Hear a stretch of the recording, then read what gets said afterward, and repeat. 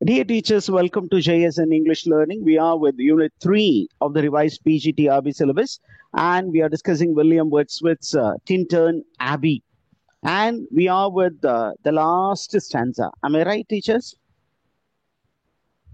That is stanza number? It should be stanza number 5. Right. We have stanza number 5. And so far, William Wordsworth was describing Tintern Abbey, describing why, and describing the landscape which he saw. அதாவது அந்த Tintern ஆபிக்கு போயிருந்தாரு. அந்த Wells பார்டர்ல மலை மேல இருக்கக்கூடிய ஒரு மடம். அந்த மடத்துக்கு மேல ஒரு ஃபியூ கிலோமீட்டர்ஸ் மேல ஒரு மரத்துக்கடி. என்ன மரம்? சைக்கமோர் ட்ரீ. அந்த சைக்கமோர் ட்ரீ நிழல்ல உட்காந்துட்டு அந்த ரிவர் ரை, அந்த WYE அப்படிங்கிற ரிவர் வந்து தனக்கு என்ன மாதிரி எல்லாம் நலன்கள் செஞ்சது, எப்படி நேச்சர் தனக்கு உதவியாக இருந்தது, how nature help him to mature. அவர் வந்து ஒரு இளைஞனாக இருந்த போது அந்த மெட்டீரியலிசம் அவளை ரொம்ப பாதித்தது. லைஃப் இன் த சிட்டி அவரை ரொம்ப பாதிப்பு ஏற்படுத்தியது. அப்ப அந்த பாதிப்புல இருந்து தப்பிச்சு பிழைக்கிறதுக்காக என்ன பண்ணாரு அப்படின்னா, இவர் ஒரு நடைப்பயணம் மேற்கொண்டார். அந்த நடைப்பயணத்துல போய் அந்த மலைப்பகுதியில அந்த வை ரிவர் கிட்ட இவர் என்ன பண்ணாரு, he went and surrendered himself to nature. இயற்கையின் கையில் தன்னை முழுமையாக ஒப்படைத்தார். அப்போ என்ன பண்ணுச்சு, இயற்கை ஒரு தாயாக அவரு வந்து பல விதமாக நேச்சரை பாக்குறாரு. நம்ம ஒரு குழந்தை பருவத்துல இருக்கும்போது நேச்சர் பிகம்ஸ் a nurse. ஒரு நர்ஸ் மாதிரி நம்மளை நல்லா பார்த்துக்குது. ஓகே, அதுவே நம்ம கொஞ்சம் வளரும் போது நம்மளோட என்ன ஆகும் அப்படின்னா, அந்த இளமை பருவம், அதாவது இன்னும் அடல்ட் ஆகல, adolescent period is the period of adventure. Okay, துணிந்து எதையாவது செய்யலாம் அப்படிங்கும் போது, ஏதாவது துருதுருன்னு ஏதாவது செய்யணும் அப்படிங்கும் போது, nature will be very very attractive for you. You will indulge in adventure trips. அதற்கப்புறம் பாத்தீங்கன்னா it is a lover phase. வாழ்க்கையில அது ஒரு பருவம், காதல் வயப்படக்கூடிய பருவம். அந்த காதல் வயப்படக்கூடிய வரும்போது நம்மால என்ன பண்றாரு, மனிதர்கள் they fall in love and they look up to nature for consolation. ஒருவேளை லவ்ல சக்சஸ் ஆனாலும் சரி, சக்சஸ் ஆச்சுன்னா அந்த லேடி லவ் வந்து டிஸ்கிரைப் பண்றதுக்கு இயற்கையை வச்சுதான் டிஸ்கிரைப் பண்ணுவாங்க. Images from nature or imagery borrowed from nature. அதுவே ஒருவேளை லவ் ஃபெயிலியரா இருந்தா, ஒரு விரக்தியில, ஒரு ஐசோலேஷன்ல என்ன பண்ணுவாங்க, they get back to nature.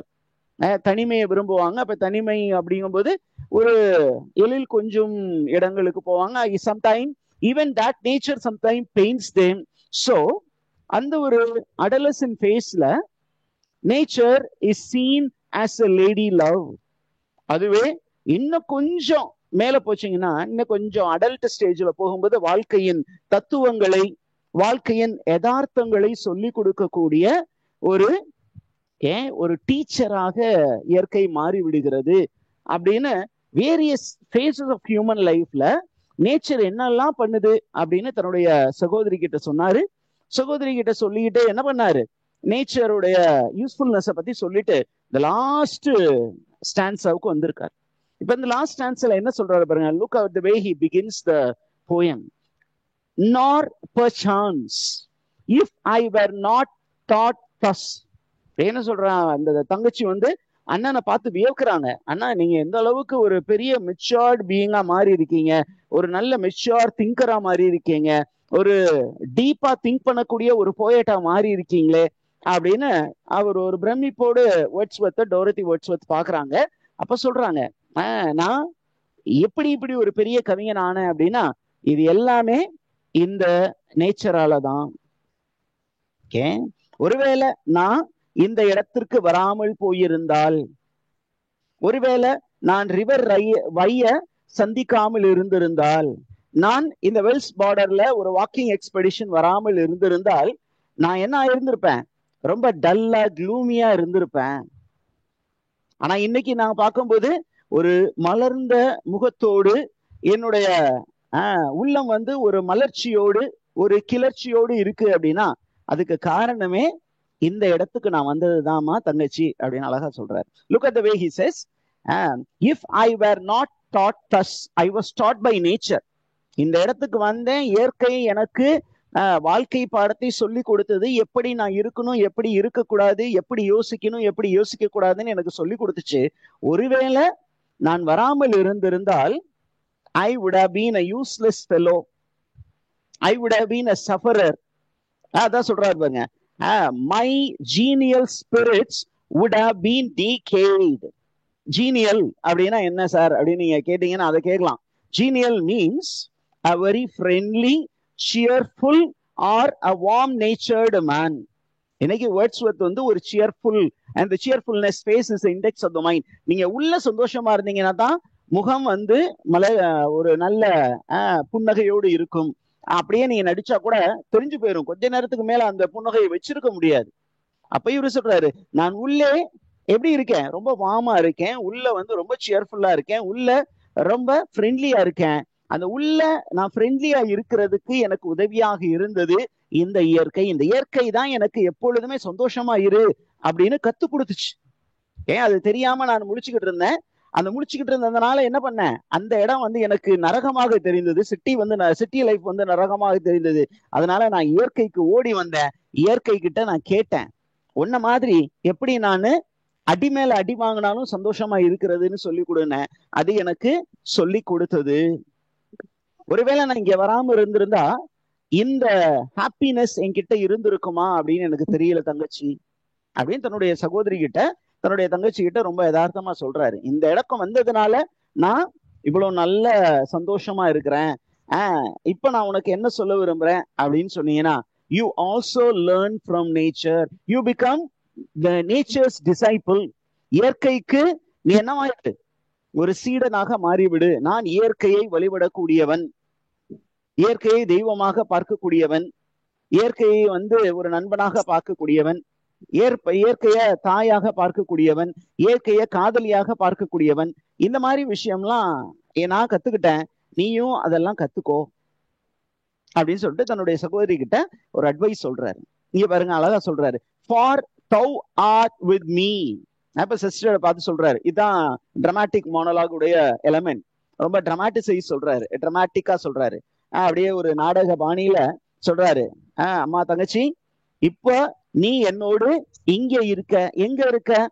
Upon the bank of this fair river. இந்த ஆத்தினுடைய கரையில் நிற்கிறாய். எந்த ஆற்றினுடைய கரையில் நிற்கிறாய்? What is the river that he is mentioning? Why river. Look at the adjective he is giving. He is using human parlance to describe a river. Fair river. So river is personified into a lady, and he says, இந்த அழகான ஒரு நதி. எல்லா நதிகளுக்குமே பெண்கள் பேரு தான் கொடுக்குறாங்க, feminine attributes தான் கொடுக்குறாங்க. ஏன்? river will be very pleasing. பார்ப்பதற்கு அப்படியே ஈர்க்கக்கூடிய அளவுக்கு இருக்கும், அதனுடைய ஈர்ப்பு அதிகம். அதனால எல்லா நதிகளுமே லைஃப் கிவிங். அதனால அதுக்கு வந்து என்ன சொல்லியிருக்காரு, ஒரு ஃபெமினைன் அட்ரிபியூட் கொடுத்திருக்காரு. இங்கே பெர்சானிபிகேஷன் பயன்படுத்தப்பட்டு இருக்கிறது. பியூட்டி, அந்த ஈஸ்தட்டிக் ஆஸ்பெக்ட உள்ள கொண்டு வர்றாரு, அழகியல உள்ள கொண்டு வர்றாரு. என்ன சொல்றாரு, இந்த ரிவருடைய பேங்க்ல தான் நம்ம நின்றுகிட்டு இருக்கோம், கரையில நம்ம நின்றுகிட்டு இருக்கோம் அப்படின்னு சொல்லிட்டு, இப்ப நான் உனக்கு ஒரு சில விஷயங்கள் சொல்றேன், கேட்டுக்கோ அப்படின்னு சொல்றாரு. இப்ப now he is going to address his sister. எப்படி அட்ரஸ் பண்றாரு பாருங்க, thou my dearest friend. இந்த உலகத்துல எனக்கு ரொம்ப டியரஸ்ட் ஃப்ரெண்ட் யாரு அப்படின்னா நீதான். ஓகே, சில இடங்கள்ல இது மிஸ்இன்டர்பிரேட் பண்ணி ரிவரை வந்து பெஸ்ட் ஃப்ரெண்ட்னு சொல்ற மாதிரி இருக்கு. But that is not the case. Here Wordsworth calls a sister as the dearest friend. Look at the repetition there. Thou my dearest friend, my dear friend. இங்க பாத்தீங்கன்னா ஒரு எம்பசிஸ்க்காக டியர் அப்படின்னு யூஸ் பண்ணியிருக்காரு. And in thy voice I catch the language of my farmer heart. இப்ப dramatic மோனோலாகுக்கான element என்ன அப்படின்னா, இப்போ Wordsworth வந்து இந்த இடத்துக்கு கூட்டிட்டு வந்தோன்னா அவரு நிறைய விஷயங்கள் சொல்லிட்டாரு. பட் டோரத்தி வேர்ட்ஸ்வர்த் என்ன பண்ணியிருக்காங்க, ஒரு வியப்பில், ஒரு ஆச்சரியத்தின் உச்சத்துல என்ன பண்ணியிருக்காங்க, அப்படியே அண்ணா இந்த இடம் சூப்பர்னா, அப்படி இருக்குண்ணா, இப்படி இருக்குண்ணா அப்படின்னு அவங்க என்ன பண்ணிட்டு இருக்காங்க, குதிக்கிறாங்க, கடந்து சந்தோஷத்துல குதிக்கிறாங்க. அப்ப அவங்களுடைய அந்த பேச்சிலேயே அந்த சந்தோஷம் வெளிப்படுகிறது. அப்ப அந்த சந்தோஷத்தின் வெளிப்பாடு இவருக்கு காதுல கேக்குது. கேட்டவன என்ன சொல்றாரு, நீ இப்ப எப்படி சந்தோஷமா இருக்கியோ அதே மாதிரிதான் நான் ஃபர்ஸ்ட் டைம் இந்த வை ரிவர் கிட்ட வந்தபோது நான் feel பண்ணனேன். I feel as if it was the first time I have come here. அந்த பாஸ்ட் எக்ஸ்பீரியன்ஸை என்னால ரீலிவ் பண்ண முடிகிறது அப்படின்னு சொல்றாரு. My former pleasures in the shooting light of thy wild eyes. தன்னுடைய சிஸ்டருடைய ஐஸ் எப்படி இருக்கான்? Wild ice. Why wild அப்படின்னு கேட்டீங்கன்னா சந்தோஷத்தின் உச்சத்துல இருக்கான். எக்ஸ்டசி. ஹாப்பினஸ் உடைய highest form is ecstasy bliss அப்படின்னு சொல்லுவாங்க. அந்த எக்ஸ்டாட்டிக்கா இருக்கா, ரொம்ப குதிக்கிறான். அப்ப அவர் கண்ணுலயே அந்த சந்தோஷம் தெரியுது. The shooting light of their bright eyes. Here there is again implied metaphor இருக்கு. என்ன அப்படின்னா, her eyes were like the twinkling stars. அவ கண்ணு எப்படி இருந்ததா? Twinkling stars. It was like a star, filled with light. அந்த அளவுக்கு அவ கண்ணு மினுமினுக்குது. மினுமினுப்புலயே அவர் தெரிஞ்சுக்கிட்டாரு, நான் முத எக்ஸ்பீரியன்ஸ் பண்ண அதே மகிழ்ச்சி என் தங்கச்சிக்கும் கிடைக்குது அப்படின்னு சொல்லிட்டு. இப்ப அவர் தங்கச்சிய சொல்றா, கொஞ்சம் கண்ட்ரோல் பண்ணுமா, நான் இன்னும் ஒரு சில விஷயங்கள் உனக்கு சொல்ல வேண்டியது இருக்கு. Oh yet a little while may I behold in thee what I was once. அப்படியே அந்த சந்தோஷத்தை நீ ரீடைன் பண்ணு. சும்மா அந்த ஒரு சில நேரங்கள் தான், மணித்துளிகள் தான் அந்த எக்ஸ்டசி அப்படிங்கிறது இருக்கும், அந்த காட் எக்ஸ்பீரியன்ஸுங்கிறது இருக்கும். இந்த பியூட்டியுடைய ஃபுல் எக்ஸ்பீரியன்ஸும் ரொம்ப நேரம் இருக்காது. சந்தோஷம் அப்படிங்கிறது, மகிழ்ச்சி அப்படிங்கிறது ரொம்ப லாங் லாஸ்டிங்கா இருக்காது. It is for a few seconds or a few minutes. அப்ப சொல்றாரு, கொஞ்ச நேரம் அப்படியே வச்சுக்கோ. ஏன்? So that I can see my former self in you.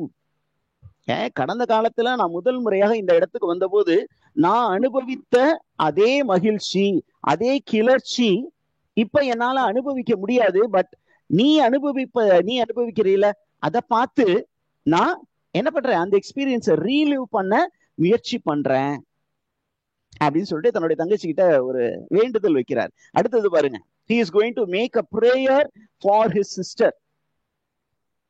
இவர் தான் குரு, இவருடைய சிஸ்டர் வந்து டிசைபிள். ஏறக்குறைய அந்த பைபிள் பேக்ரவுண்ட்ல ஜீசஸ் கிரைஸ்ட் வந்து இந்த கெத்சமனி தோட்டத்துல என்ன பண்ணுவார் அப்படின்னா, last he knows that he is going to be crucified. கடவுள் வந்து வெளிப்படுத்திட்டார் இயேசு கிட்ட, இவர் வந்து பாடுகள் பட போறாரு, சிலுவையில் அறைய போறாரு, சாக போறாரு, அவரை வந்து கொலை பண்ண போறாங்க, அவரை வந்து கொலை செய்ய போறாங்கன்னு அவருக்கு தெரிஞ்சிருச்சு.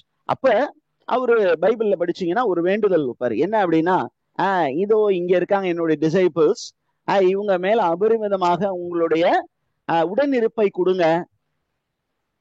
என் கூட எப்படி நீங்க கூட இருந்தீங்களோ, தந்தையாம் கடவுளே நீங்க எப்படி என் கூட இருந்தீங்களோ அதே மாதிரி நான் இவங்களை விட்டுட்டு நீங்க கொடுத்த வேலையை செய்ய போறேன். என்ன வேலை? இந்த உலகத்தை மீட்பதற்காக என்னுடைய உயிரை கொடுக்க போகிறேன். நான் இவங்களை சும்மா விட்டுட்டு போக விரும்பல.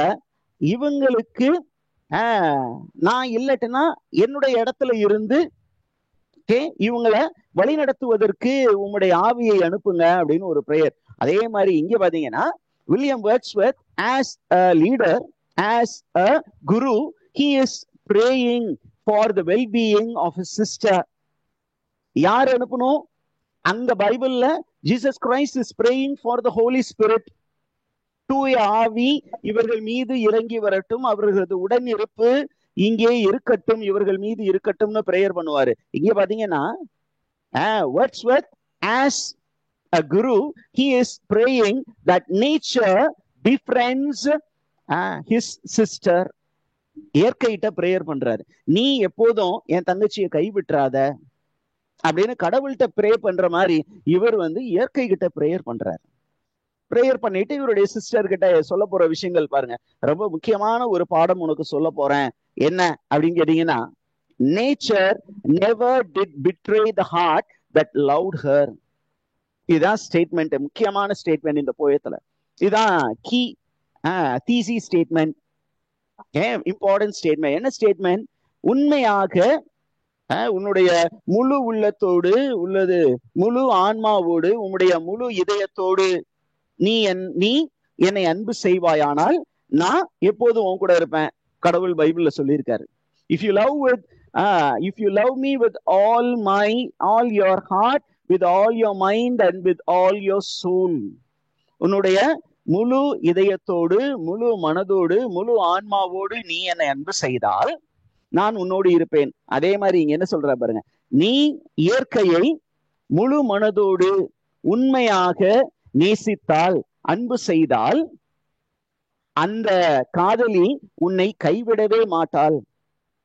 ஆனா நிஜ உலகத்துல என்ன ஆகும்? நீங்க ஒருத்தர் மேல அன்பு வைக்கிறீங்க, நீங்க என்னதான் அன்பு வச்சாலும் அந்த அன்பு வைக்கக்கூடிய நபர் உண்மை உள்ளவராக இருந்தால் மட்டுமே அந்த அன்பு உங்களுக்கு திரும்பி வரும். அல்லன்னா என்ன பண்ணுவாங்க? ஏதோ ஒரு காலகட்டம் வரும்போது உங்களை கைவிட்டுட்டு போயிருவாங்க. அதனால இந்த மனுஷ பயவுலையில நம்பாத. யார மட்டும் நம்பு? யார மட்டும் நம்ப சொல்றாரு? Believe nature. Nature will never betray you. உன்னை கைவிடவே விடாது, உன்னை கைய புடிச்சுக்கிட்டே இருக்கும்.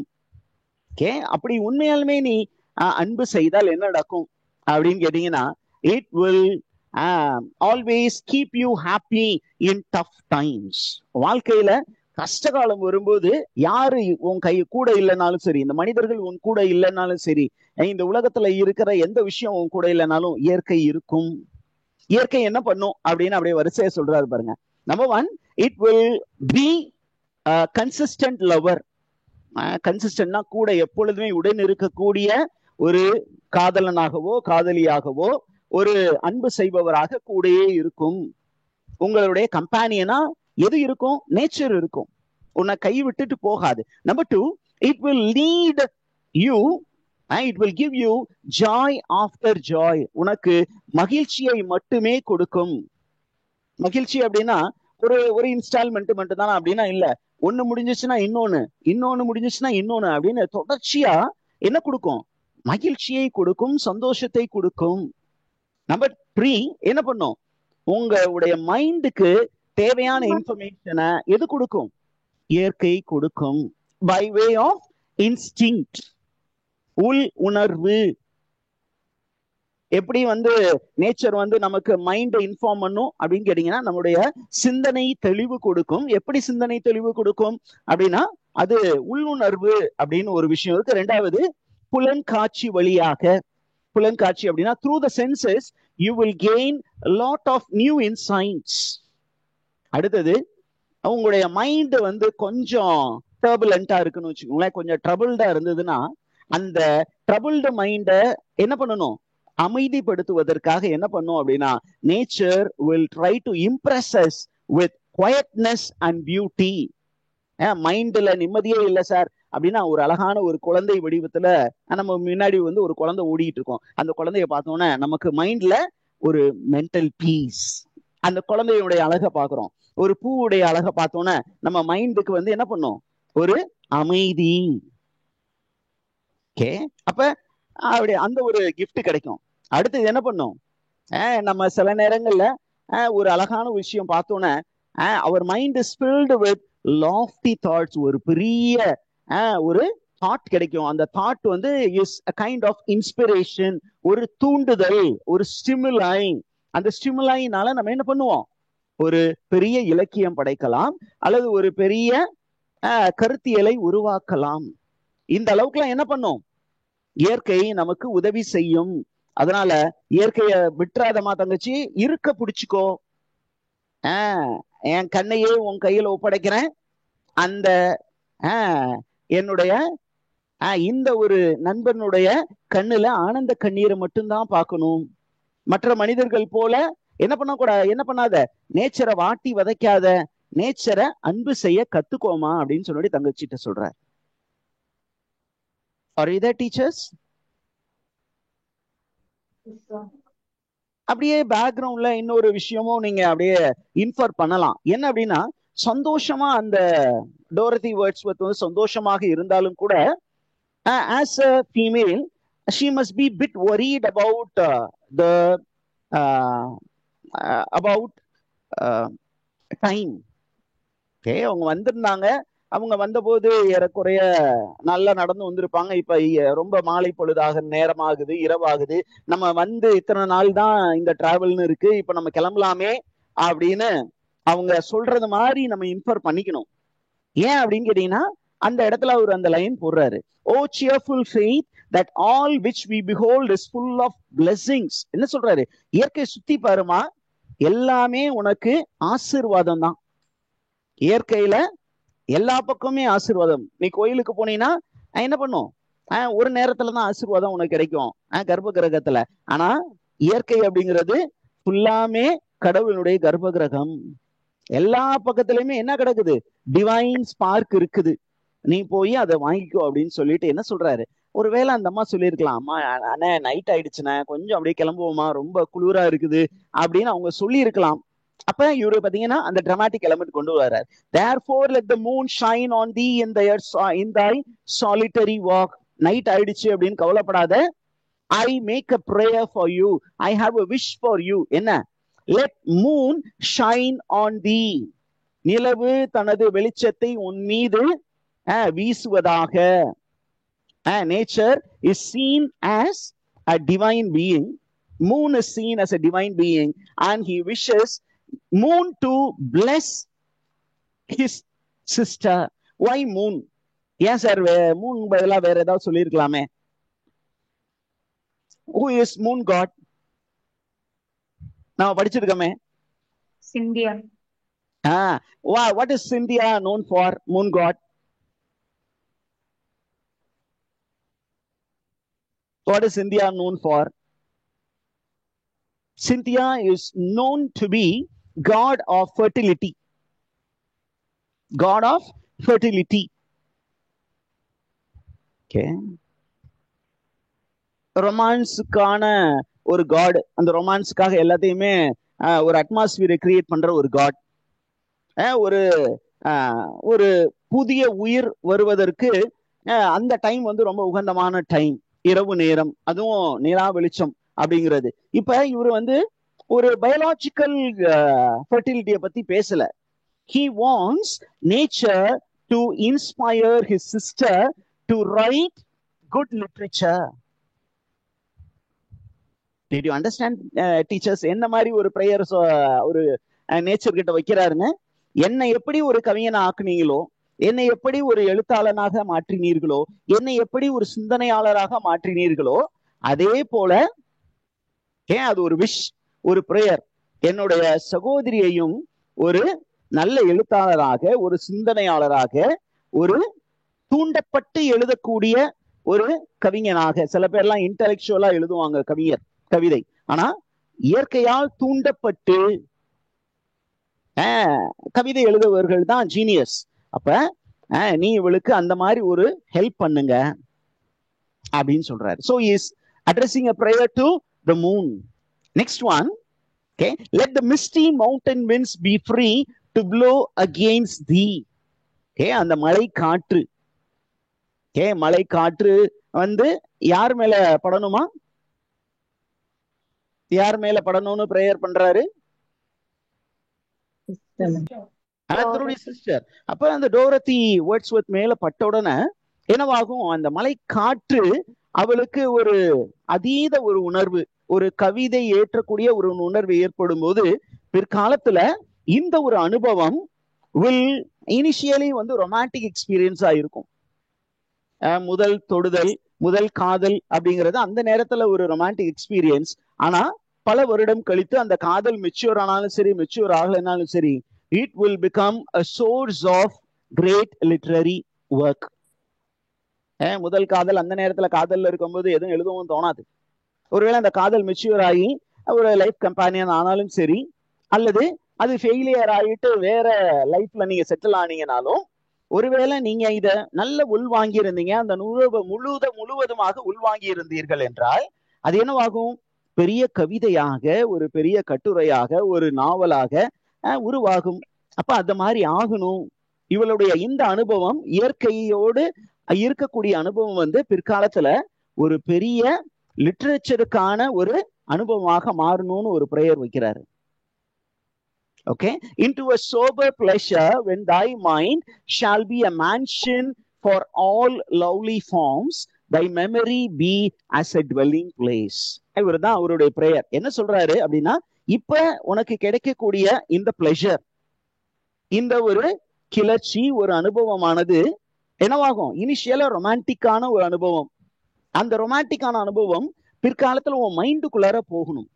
சென்ஸ்ல இருந்து மைண்டுக்கு போய் அந்த மைண்ட்ல அது பதிந்து அங்கேயே ஸ்டே பண்ணி அது என்னவாகணும்? பிற்காலத்துல ஒரு ஃபார்மா வரணும். என்ன ஃபார்மா வரணும்? ஒரு பொயட்ரியா வரணும், ஒரு நாவலா வரணும், ஒரு ஷார்ட் ஸ்டோரியா வரணும். அந்த காலத்துல வந்து போயட்ரி தான் ரொம்ப பாப்புலர், அதனால ஒரு போயட்ரியா வரணும் அப்படின்னு சொல்லிட்டு he is metaphorically comparing mind to be a mansion. And who is comparing mind to be a mansion?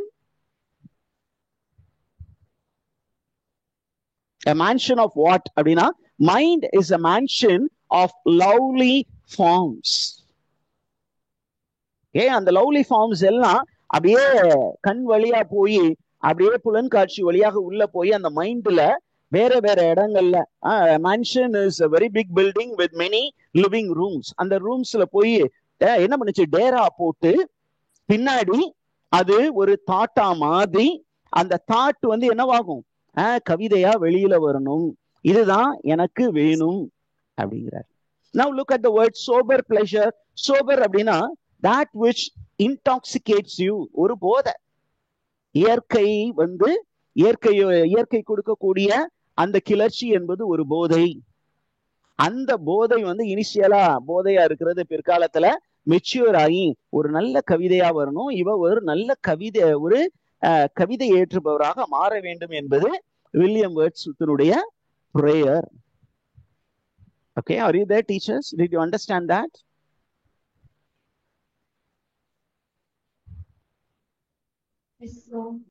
அப்படியே பாருங்க என்ன சொல்றாரு.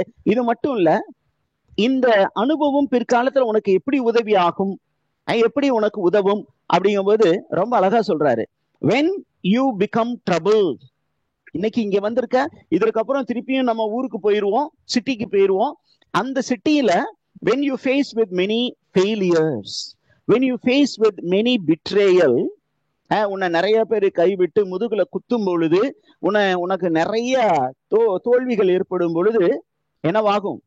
You can get back to your thoughts if you are not able to go to nature in person. In person உன்னால போக முடிஞ்சா இந்த மாதிரி ஒரு இடத்துக்கு ஓடி வந்துரு தனியா.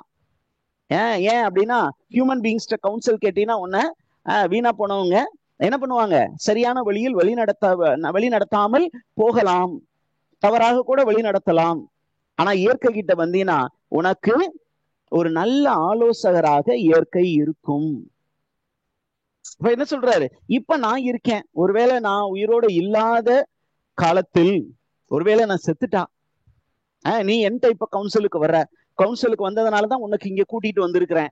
ஒருவேளை நான் செத்துட்டா யார கையில பிடிச்சுக்கோ, யாருமே இல்லையே நினைக்காத. யாரு உனக்கு நல்ல ஆலோசனை கொடுப்பா? அண்ணன் இடத்துல இருந்து nature will give you good counsel அப்படின்னு சொல்லிட்டு அண்ணனை பத்தி தெரியாத ஒரு சில விஷயங்கள் உனக்கு சொல்றேம்மா, தெரிஞ்சுக்கோ. உங்க அண்ணன் உனக்கு தெரிஞ்ச அண்ணன் வந்து ரொம்ப கம்மியான இன்ஃபர்மேஷன் தான் உனக்கு அண்ணனை பத்தி தெரியும். அண்ணனுடைய ஐடியாலஜி உனக்கு தெரியாது அப்படின்னு சொல்லிட்டு தன்னுடைய ஐடியாலஜியை தன்னுடைய சிஸ்டர்ட்ட சொல்றாரு. வாட் இஸ் தட் அப்படிங்கும்போது he says, I am a worshipper of nature. நான் இயற்கையை வழிபடக்கூடியவன். அதனாலதான் இவரை வந்து என்னன்னு சொல்றாங்க? தேயிஸ்ட் கேட்டகரியில இல்ல, பான்தேயிஸ்ட் கேட்டகரியில வைக்கிறாங்க. தேயிஸ்ட்னா one who believes in God, கடவுள். இந்த கடவுள் தான் இந்த உலகை படைத்தார். அப்ப இந்த இந்த இயற்கையின் வழியாக கடவுளை சென்று சேர்வோம் அப்படின்னு நம்பக்கூடிய தத்துவம் வந்து தேயிசம் ஆர் தேயிசம், தேயிஸ்டிக் பிலாசபி. இன்னொன்று இருக்கு பான்தேயிஸ்டிக் பிலாசபி. இதுல கடவுள் அப்படின்னா கடவுளும் இயற்கையும் வேறு வேறு இல்ல, இயற்கையை வழிபட்டா கடவுளை வழிபட்ட மாதிரி அப்படின்னு நம்பக்கூடியவர்கள் பான்தேயிஸ்ட். ஓகே, சில நேரங்கள்ல அந்த இயற்கைக்கு பின்னாடி இருக்கிற கடவுளை மறந்துடுவாங்க, இயற்கையை மட்டும் பிடிச்சுக்குவாங்க. ஓகே, ஒரு கல் ஒரு மரம், ஒரு சின்னதா ஒரு ஏதாவது ஒரு ஆப்ஜெக்ட், அந்த ஆப்ஜெக்ட் தான் பெருசு அப்படின்னு நினைச்சிருவாங்க. அதுக்கு பின்னாடி இருக்கிற தெய்வம், அந்த தெய்வம் கடந்து இருக்கக்கூடிய தெய்வம் அப்படிங்கிறத மறந்துட்டு என்ன பண்ணுவாங்க, அந்த இயற்கையை மட்டும் பிடிச்சுக்குவாங்க. அந்த மாதிரி ஒரு மனிதர் தான் வில்லியம் வேர்ட்ஸ்வொர்த். சோ இவர் சொல்றாரு, I am a worshipper of nature. எதுக்காக இங்க வந்தேன் அப்படின்னா, I hither came unwearied in that service. I came here to worship nature. ஏன் சார் உங்களுக்கு போர் அடிக்கலையான அப்படின்னு கேட்டா, போரே அடிக்காதுமா. எப்போ வந்தாலும் சரி இந்த இயற்கைய நான் என்ன பண்றேன், வர்ஷிப் பண்றதுக்கு தான் இங்க வந்திருக்கிறேன்.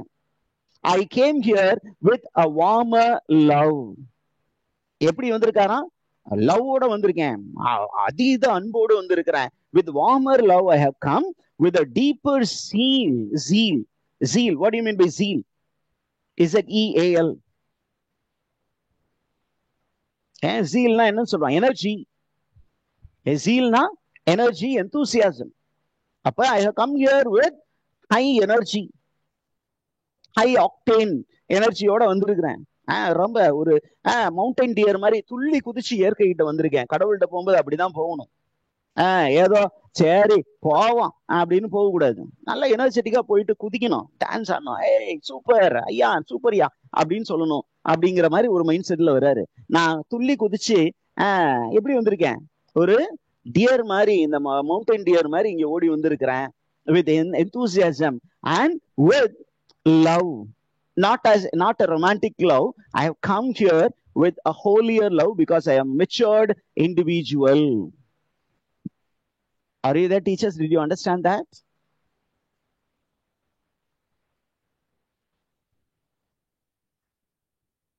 Yes, sir. அடுத்து என்ன சொல்றாரு, he is again giving an advice to his sister and he is going to end the poem. என்ன சொல்றாரு, இப்ப இங்க வந்துட்டோம், ஒரு சின்னதா ஒரு ஹாப்பினஸ் கிடைச்சிச்சு, இந்த ஹாப்பினஸ் போதும் நினைச்சு போயிடாத. Don't forget these pastoral forms. Pastoral அப்படின்னா கண்ட்ரி சைடு. இந்த கண்ட்ரி சைடு கொடுத்த அந்த ஒரு மகிழ்ச்சியை மறந்து விடாதே, பிற்காலத்துல இது உனக்கு உதவி செய்யும். எப்படி சார் அப்படின்னா, அவருடைய போயட்ரி டெஃபினிஷன் திருப்பி போகணும். இன் வேக்கன்ட் ஆர் இன் பென்சிவ் மூட். ஒரு டாஃபிடல்ஸ் அப்படிங்கிற ஒரு போயத்துல ஒரு லைன் இருக்கு, in vacant or in pensive mood, they flash upon my inward eye a host of golden daffodils. Have you heard that poem, teachers? Daffodils அப்படிங்கிற poem, அதுல இருந்து ஒரு few lines கொடுக்கிறேன். இதுதான் அவருடைய philosophy. What is that? I will try to locate that poem. Yes, I think I'm here. I am putting it here for you so that you will also benefit out of it. This is taken from the famous poem. என்ன poem? I wandered lonely as a cloud. Okay, அப்படின்னு ஒரு poem. Daffodils poem தான். Okay. For off when on couch I lie. Couch அப்படின்னா ஒரு bed, ஒரு சோஃபாக்கும் bed. In vacant or in pensive mood. எந்த ஒரு தாட்டும் இல்லாம அல்லது ஏதோ ஒரு சோகத்துல நான் படுத்திருந்தேன்னா, இப்ப நீங்க பாத்தீங்கல்ல பழைய காலத்துல, எப்பவோ கடந்த காலத்துல நீங்க பார்த்த அந்த இயற்கை உருவம் என்பது என்னவாகும், நீங்க வேணும்னு கூப்பிடணும் அவசியம் இல்ல, அதுவே வந்து உன்னை happy ஆக்கிரும். They flash upon your inward eye. Inward eye na poet's eye, imaginative eye, which is a bliss of solitude, and then my heart with pleasure fills and dances with the daffodils. Daffodils ஓட என்னுடைய heart வந்து நாட்டியம் ஆடியது அப்படின்னு சொல்றாரு. அப்ப என்ன சொல்றாரு அப்படின்னா, இயற்கையை நீங்க ஒரு தடவை பார்த்துட்டு அதோட மறந்துடாத, இது உனக்கு பின்னாடி உதவியா இருக்க போகுது. இந்த இயற்கை உதவியாக இருக்க போகிறது.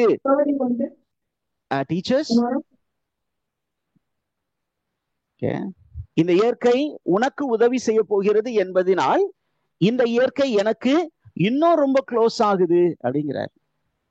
For your sake, nature is more dear to me than before. ஏன் என் தங்கச்சிக்கும் இது உதவி செய்ய போகுது அப்படிங்கிறதுனால I love nature all the more.